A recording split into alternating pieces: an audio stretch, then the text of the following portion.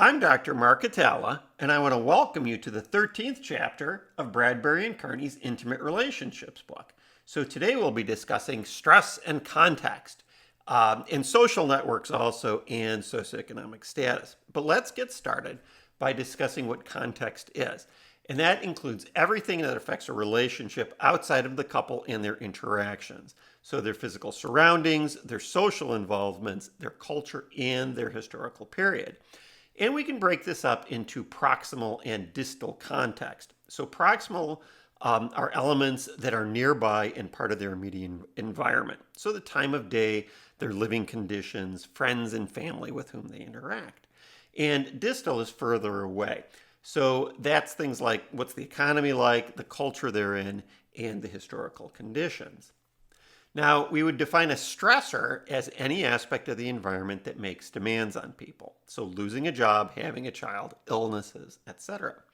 A resource is a source of support outside of the couple. So a close extended family, having a good income, living in a safe neighborhood.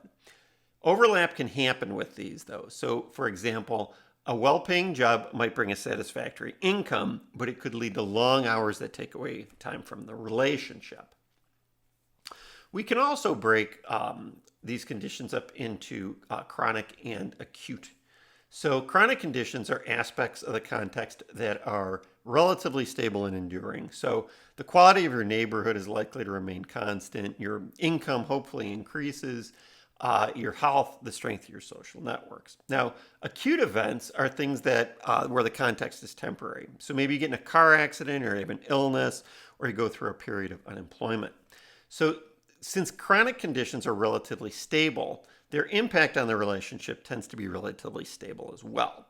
But acute events alter satisfaction temporarily. I mean, if you get in a car accident, you're not going to be too happy about it, I don't think. But over time, things go back to normal. Let's talk a little bit more about acute stress, though. So, for example, Hurricane Hugo led to marked increases in marriages, childbirths, and divorces. So, a hurricane can make big changes. Acute stress can strengthen or deteriorate a relationship. So, when a couple encounters acute stress that overwhelms their resources, it can hurt it. But if it occurs within their ability to handle it, it can bring the couple closer together. Even if a couple seems to have everything going for them, though, there's always a chance that they experience unexpected stressors that overwhelm their ability to respond and adjust effectively. So things like debt, balancing your job and marriage, in-laws, the people to the right bringing you food, these are outside factors that may impact the relationship. For married couples, a lack of shared leisure time is also a powerful predictor of divorce. And we'll talk about this later too when we talk about working the night shift.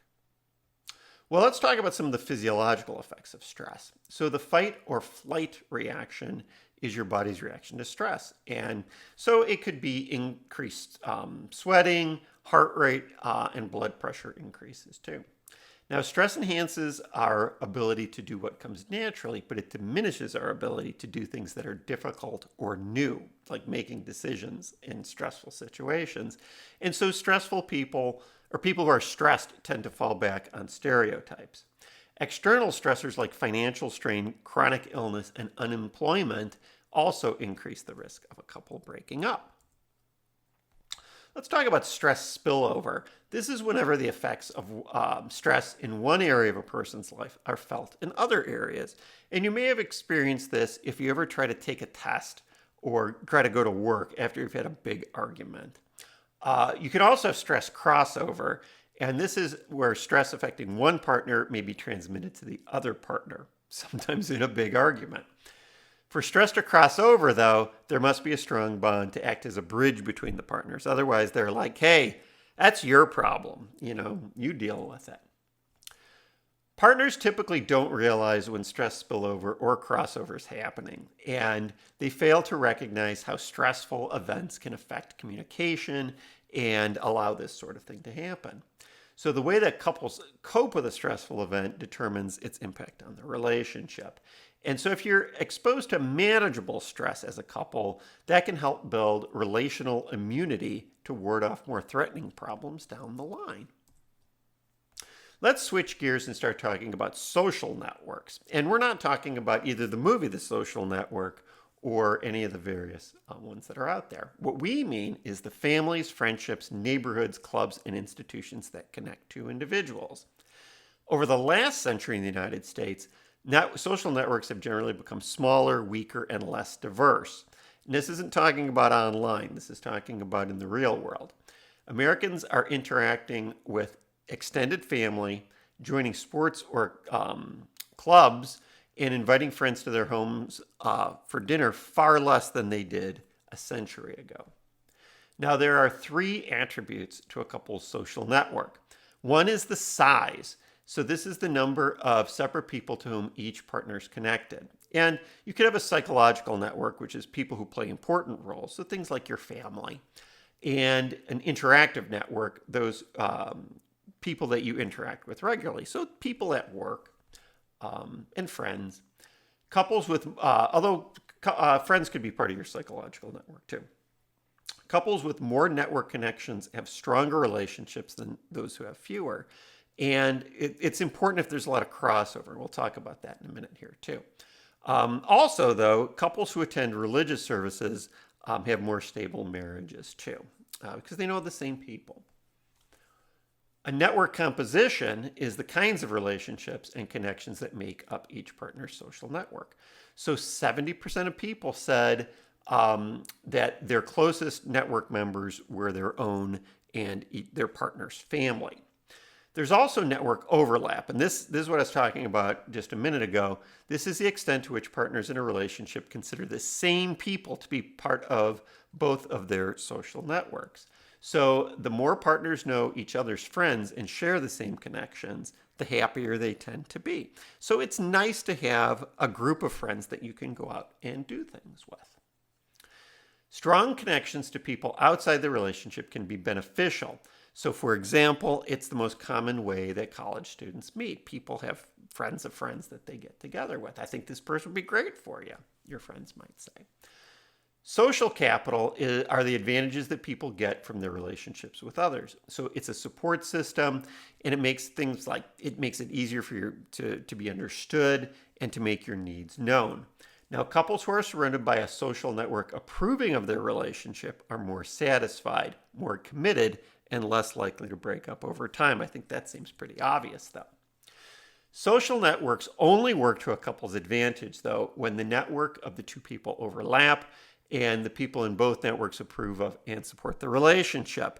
So in terms of the Montagues and the Capulets, so Romeo and Juliet, their families did not approve of the relationship, and they didn't have, Mercutio was Romeo's best friend, but I guess he knew some of the Capulets too. Substitutability is the degree to which different members of a social network fulfill the same needs for a person. So this is the idea that if you can substitute your partner with somebody else, as Beyonce famously said, I can have another you here in a minute, or something like that. They're going to be here in a minute because of substitutability. I don't think she said that last part, though. Partners who feel closer to their friends don't need to have a romantic relationship to provide companionship and emotional support. But if the networks overlap, this is less of a threat. The shared social network can raise barriers to leaving a relationship, even if neither partner wants to stay. So, for example, fear of disapproval has kept many couples together in severely distressed or abusive relationships. Conversely, the absence of approval can also cause distress. So your parents disapproving of your partner can cause the parents to ignore them, treat them poorly, or refuse to recognize the couple as relationship partners. Having money, let's talk about socioeconomic status. I saw money and got excited. Having money doesn't guarantee that you have a happy relationship, but it does make a huge difference because there's some problems that you can just buy your way out of. In the United States, The states with the highest divorce rates also have the lowest employment rate and annual pay, along with the highest rates of murder, infant mortality, and poverty. Now, we define socioeconomic status as an indicator of all the ways people differ in a social structure. Low-income couples are more likely to have problems that lead to divorce, abuse, and domestic violence. But young adults value marriage highly. 83% believe that it's important to be married someday. On some attitude scales, poorer people value marriage even more and think people should remain married if children are involved. Now, that's what, like the couple there to the right, they just have an ice cream truck. Getting married costs a fortune, but it doesn't have to. Just bring an ice cream truck and have that be the food served at your reception. But marriage has developed into a status symbol and a symbol of prestige. And attitudes towards, it's not that people have changed their attitudes about marriage, because marriage is still viewed very positively. It's the acceptance of other forms of family creation that have increased. Let's talk about some challenges that people in low-income communities might run into. So when they're asked what forces would get in the way of their maintaining their relationships, their answers focus on the challenges of being poor, not necessarily about their relationships. So people in low-income communities are more likely to have health problems that have been raised by a single parent. They experience more social disorder and spend more time taking care of disabled and elderly relatives. The working poor also don't have time to spend and work on their relationship because they have to be at work. And working the night shift is a real problem. So women who work nights are 3 times more likely to divorce, and men are 6 times more likely. So how can you help low-income couples? Well, millions of dollars of government money has been spent, but it's had little or no success in making low-income relationships more stable and satisfying because they're focusing on the relationship. But studies in Norway have suggested that paying parents to stay home with young children allow families to spend more time together, and that strengthens the family. And the people there to the right, that's just a typical Norwegian family. Actually, it's, I think, the King Haakon and his family. I think they have another child, though, too. Programs that make life easier may be more effective than addressing relationship problems directly. And so, yeah. Well, that's chapter 13, and have a great day.